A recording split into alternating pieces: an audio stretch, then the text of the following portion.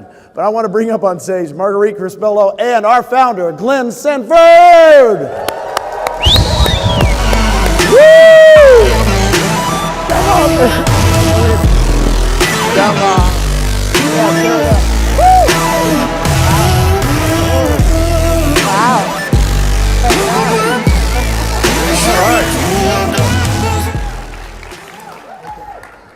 Well, wow, this is pretty exciting to be here. You know, I feel incredibly blessed and honored to get to talk to you today, Glenn.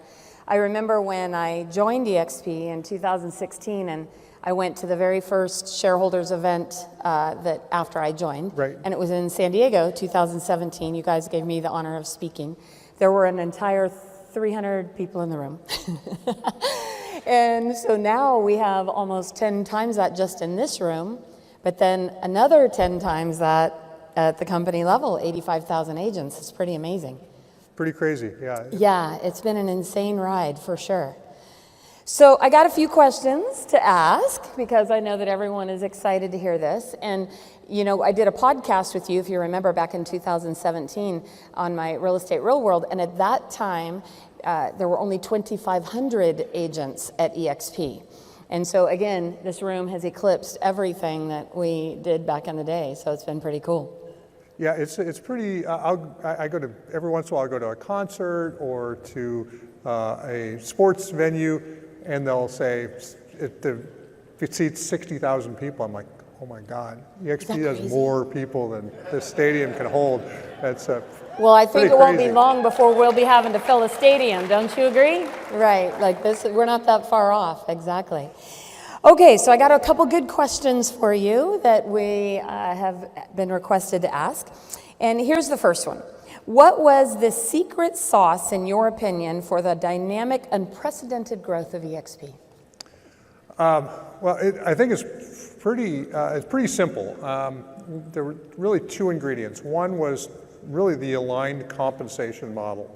You know, the way that we structured rev share and eventually equity. And then I think the fact that, you know, we were built by actual agents that were in the trenches listing and selling real estate. You know, I still, I get comments quite a bit at this event, and obviously at our big major events, about how, you know, I'm in amongst, you know, with everybody. Because I actually don't really think of myself as anything other than an agent that just came up with a better way to sort of attract agents to now what's an 84,000 person real estate team. And you know, whether it be, you know, pulling from, you know, books that I read, businesses I run. I started 17 different businesses over the years, and you'd learn a little bit each time about the nuances of business. And I think the nuances is where the secret is. It's once you don't really understand it if you're just, you know, a person who just builds a company because it looks good on paper. And there's, you know, we've got copycats and other things. They're sort of doing it, but they're not doing it from a position of strength. They're doing it from a position of, well, if EXP did it, then we can do it. But they don't actually understand what it means to be an agent in the trenches. And so I think the combination of actually iterating and continuing to iterate on the agent value proposition, and actually thinking about it from you know, an agent's perspective, as being somebody that's in the field. It's about lead gen. It's about listing, you know, having those hard conversations. Right now, the hard conversations are with sellers. You know, if a buyer wants to buy, hallelujah, right? Because you're going to get paid. But if a seller wants to sell, you know, it's a little tougher right now. Yeah, what's a price reduction? Yeah, what's a price? Yeah, if you got your license in the last, you know, 2, 3, 4 years, your price reduction, what's that? You know, escalation clauses now. You got that one down in spades. Exactly. You know, it's like, you know, I'll pay $1,000 more than any other competing offer, all the way up to $10 million. Yeah. Just give me the property. Exactly. Yeah, those days have changed, right? They have. Like, having been in real estate 29 years, I've said a lot. We have an entire generation right now of agents and consumers who've not seen a declining or even a challenging market, right? We've only had low rates and prices rising for the last, well, since 2010. Right. Yeah. And the craziness is you started this company in 2009 during one of the toughest markets in history. It was actually the best time, quite frankly, to do it. And if you're, you know, I'm sure there's some folks here that are just recently licensed, this is actually the best time to become an agent. Yeah. Because if you're willing to do what it takes, and by the way, if you're willing to do what it takes, you will be successful. But one of the challenges is if you've had it easy for a few years and didn't know it was easy, you might have already thought you were doing what it took. Yeah. And so then you have to do this whole mental reset. And that's tough if you haven't learned how to do it in a tough market. So I think there's, if you're a new agent and you're willing to do what it takes, you will be successful.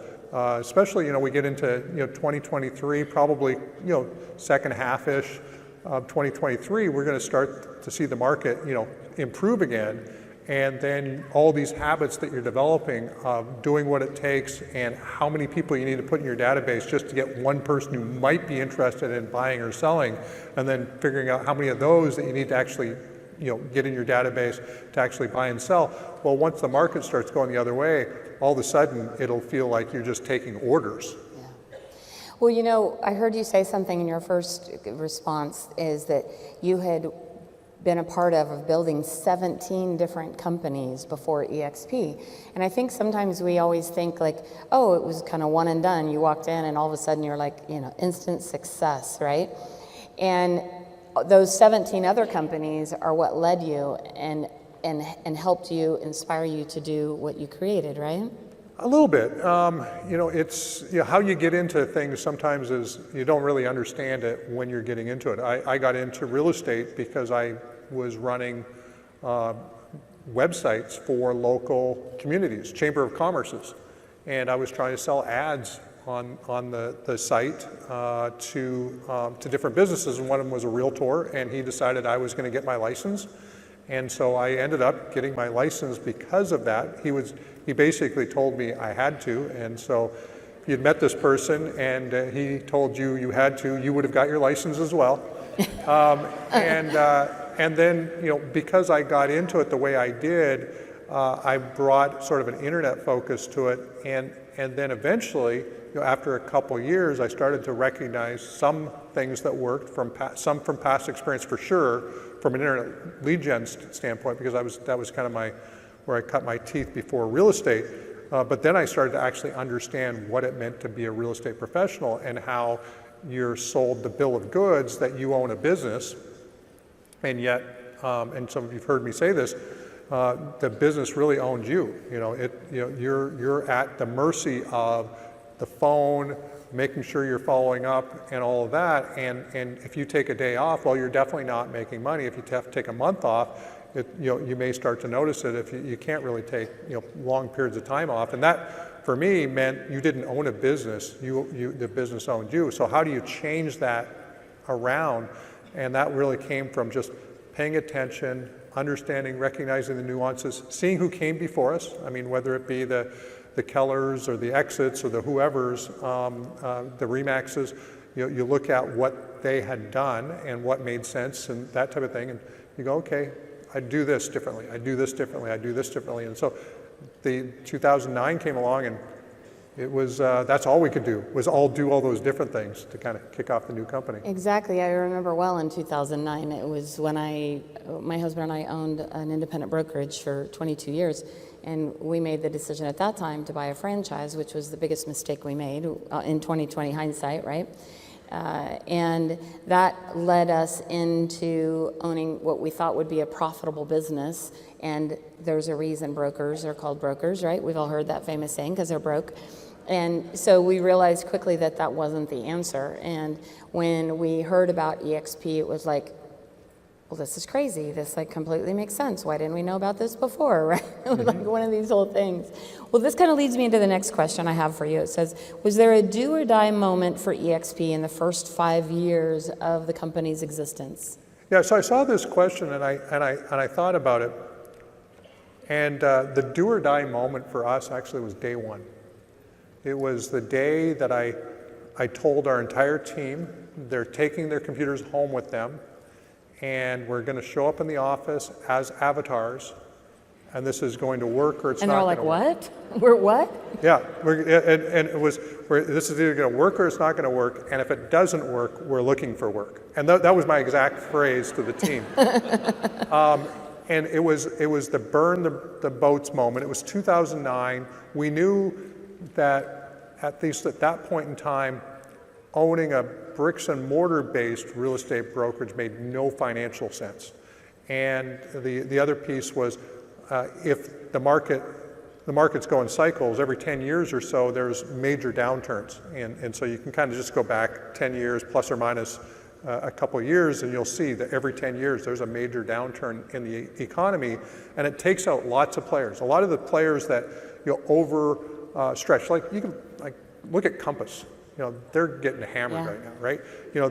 They raised a bunch of money when the getting was good. Now the market's coming down. They can't cut costs fast enough in order to sort of get to the other side. So we'll see what happens a year from now, but it's a good chance that they'll have to totally restructure as a company. And if you recognize that these are regular occurrences, and if you're a young agent in your 20s, you don't even know what 10-year cycles are. That's half your life, right?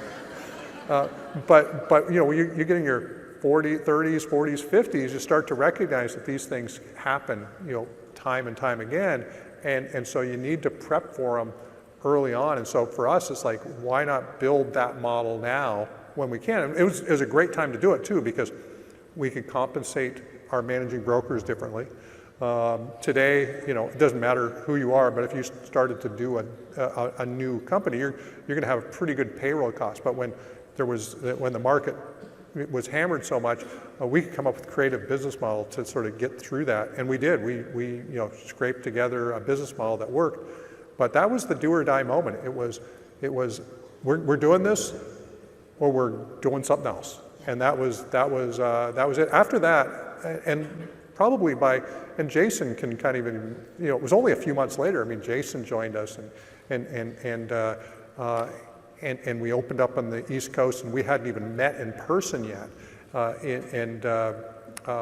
the model had already started to take on a life of its own. It already started to take on momentum, and then we knew that once we got to about 300 agents, that on our spreadsheets was sort of the first break point. That was when there was enough agents, enough transactions, but we saw when we were going to get there. I mean, we had already sort of done the math. We had already done the spreadsheets. We said, hey, if we keep on growing at this rate, we're going to be here at this point in time. And sure enough, we hit those almost like clockwork. And then we added the public company element to it. And then things really went parabolic. So did you even have it lined out this far to 84,000 agents?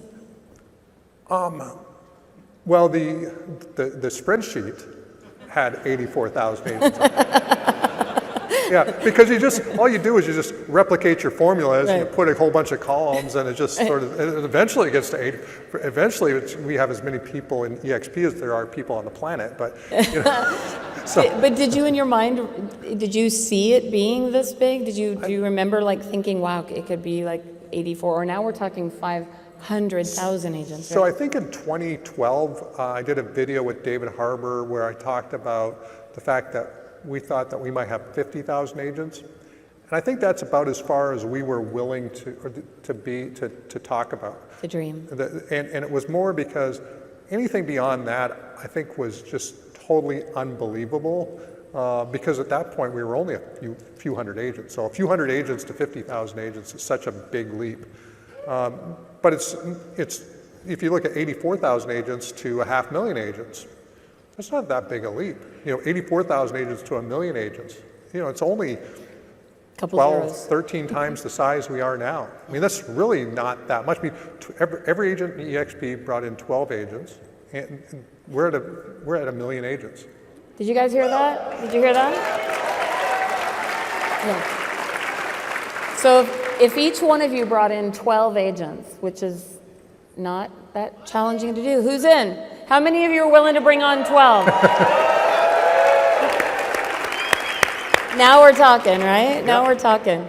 So with that said, here is kind of the big question, I guess, that probably everybody is wondering is, can you comment on the current market shift? Like, what is your thoughts and opinions? You addressed it a little bit earlier, but. Yeah, I mean, we all know, because we all work in the trenches, work with buyers, they're 70% of them are buying based on a mortgage. They're buying based on a payment. And when interest rates go from 2.7 to 5.7%, that affects what people can buy, it affects whether people want to buy, it affects mentally what they're predicting in terms of pricing. I mean, a lot of buyers can afford to buy, and they can afford to get a mortgage, but they are also smart enough to sort of game out, what if I put this off for 6 months to a year? So you got all these things sort of playing in.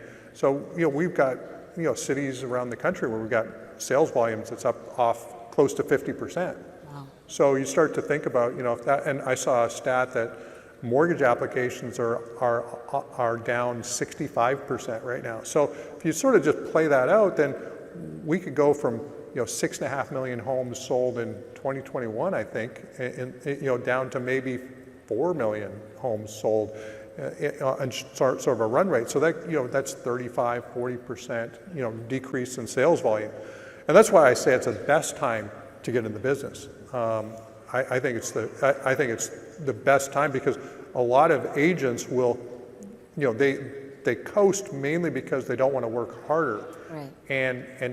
So you're going to come in and develop a work ethic that if you're truly committed, when we get to the other side, you're going to have the market share in your local market as an agent. So I think it's a great time to be an agent. I think it's a great time to pick up market share. I think it's a great time to build resiliency in your business. The only reason why it's a bad time is if you're not willing to go for it. Right. So what I love that you said is it's a great time to build resiliency, and what is a better way to do that than through revenue share, and learning what that takes to be able to have an option, right? And I mentioned to you earlier a little bit that in 2020, two things happened, right? We had COVID, and I remember EXP saying, hey, we're built for this, right? Mm-hmm. Like everyone was talking about we had to have an office, and then all of a sudden COVID hit, and they're like, oh, I guess we don't need an office. And we've heard of countless stories, including my own, where I was diagnosed with breast cancer in 2020. And when that happened, I thought, what's going to happen to my family? And the greatest blessing ever was to open my bank account that month and have revenue share and stock. And I'm cancer-free, by the way, so I'm not worried about that. But you guys, isn't that why we do what we do? And that's what resiliency is all about, is being able to have those options, which as an industry we have not, in my opinion, had until EXP, until what you created and developed. It's a really great point. I think that listing homes and selling homes, noble profession, but teaching other people how to list and sell and how to build a business is, I think, an even more noble profession, because at the end of the day, I think if you're an able-bodied person, you can go and you can make a living, but it's more about how can you help other people do well, and so that's, my head kind of just keeps on going back to how can I help more people. And so right now, the flip side of it is there's probably a few less calls from sellers looking to sell, or maybe you're getting more calls, or you're don't have as many buyers in your database, but that then means that you've got time to maybe add some agent prospecting in there, and so how many agents are struggling to figure out how do they do it next, and so can you help them put in a lead gen program for their business? Can you help them with a buyer script that will help get a buyer off the fence to do what they already intended to do, but they need your help to do it? How do you teach somebody how to have the conversations around pricing of a home, and how important staging and all the other things that go into that? Teaching agents how to do that. Now you can monetize what you've learned through the revenue sharing system. You don't have to set up the brokerage. You don't have to go and charge for your services in a traditional sense. You're able to do that because the model is just there. And so you can just attract people to you and say, I'm going to pour into your business and I'm going to help you be successful in whatever way you want to be successful. And that's now my role. And you do that in addition to, it's a great place to to do it. And can you each do that 12 times? 12 times, that's it. Right? Can you just help 12 people? Go make it your mission to help 12 people, and we'll hit that million agent count, right? Yep. There we go. Okay, so with that, can you share with us more about how Revenue Share Plus works? Explain that a bit to us. Yeah, so, revenue share, of course, as we all know, and you hopefully, you understand how it works, but, the company takes 50% of the company dollar, or 50% of the 20% that we collect while you're capping, and we actually put that in the revenue share pool. And then that gets divided up through the 7 levels every month. We pay out exactly 50% every month.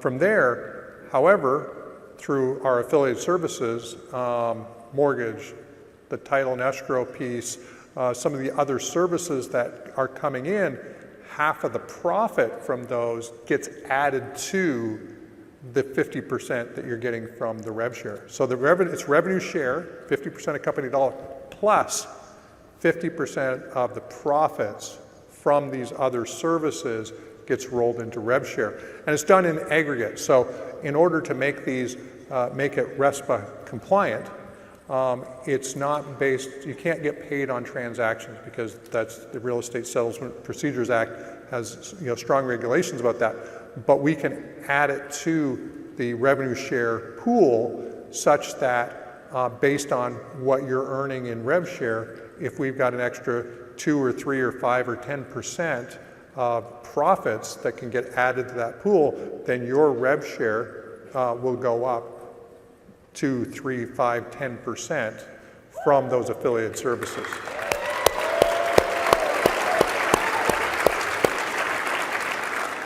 So how are those 12 agents you're helping sound now? Right?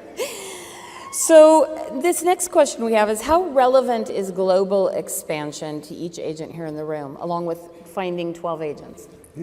Well, here's the, if you do take revenue share as an opportunity seriously, then eventually your group is going to grow internationally. You won't have a choice. It may be the people you attract may all be within 5 city blocks of where you live. I mean, literally that could be it. But if you get 1 or 2 of those people who take it seriously, and a few of those people take it seriously, and a few of those people take it seriously, eventually you're going to be in other countries around the world. And it wouldn't surprise me, I would tend to think that, I'll use Brent for an example, I would tend to think in Brent's organization, he has agents in every country we're doing business in. Like I haven't done the math. Maybe there's an outlier where we only have 10 agents and whatever. I'm sure James knows. James probably does know. But eventually he'll have people in every single market. And I think if you build this and you build a duplicatable way to attract agents into EXP, eventually you will have agents in every market. And another neat thing that goes along with this is because you're a 1099 independent contractor, in the US, Canada's, I don't know what the designation, but basically independent contractor, any country that we're doing business in that you want to travel to do a workcation, you can actually write that off, have meetings in those countries with other agents, attend a mastermind. There you go. So a possible tax tip, of course, talks to your CPA. So I'm not an accountant, and Nope. I don't play one on TV, but I did stay in a Holiday Inn a couple weeks ago. Okay, last question. So how does EXP empower agents and brokers versus the old franchise system? Well, this one's pretty easy. I think, how many of you have owned a franchise in the room? Okay, so there's a fair number of hands out there. So when you buy a franchise in whatever brand, do you own shares in the parent company? Nope. Nope. What happens if your franchise goes out of business? It's all on you. It's all on you. So in EXP, one of the big things is, you earn, obviously, I call it token equity. There's a lot of science around why token equity is actually more powerful than big equity. and you can actually look at the contrast between EXP and Compass. Compass bought all their agents. Well, guess who sort of despises the brokers they're part of because they've got handcuffs they can't get out from under, right? So token equity, people, if they choose to stay, they actually are more loyal when token equity, and they can step up and they can get more equity through the Icon program and other things. But you become an equity shareholder, which means that as we grow and as much as you want to participate, could be going in the open market and buying some additional stock into your TD Ameritrade account, or doing the stock comp plan, or just doing the natural equity ownership pieces that you get. We literally don't have offices that can fail because we're a cloud-based brokerage. And so no matter what your abilities are, your bigger, the equity side is supported by the entire infrastructure. So all of you. Yeah. So I always sort of went back and looked at, in 2008, 2009, and of course I had been at Keller in 2007, but could have looked at Remax or any of the major franchises. Nobody was offering me equity at any of these other brands. Prudential's where I was at before Keller, but nobody's offered me equity at the top. They maybe offer me some local office equity, and that was all pretty limited in terms of the opportunity. So for me, I think the opportunity is just so much bigger and better because you can participate at any level you want to participate. There's liquidity. Now, it doesn't mean that there's liquidity on your stock always at higher prices, but you can choose to sell your stock at any time. Exactly. So, which is, if you ever owned a franchise, and in some franchises, 10-year contract, yeah, it's almost impossible to sell your equity. The number of hoops that they make you jump through, it all is around grinding down the value of your equity so that either a buddy can come in and scoop it up, or they can sort of scoop it up from a corporate perspective. And so you're not really playing a fair game in a franchise system. Exactly. Well, thank you so much, Brent. I'm Brent. You're not Brent, you're Glenn. I did so good the whole time, Glenn. I'm sorry, there you go. But I will tell you that in all the years I've known Glenn, not Brent, he's been one of the most humble, genuine, and kind people I've met, and I'm super grateful to be a part of this company. So thank you, Glenn. So we're only 12 agents away from a million agents. Away. Thank you.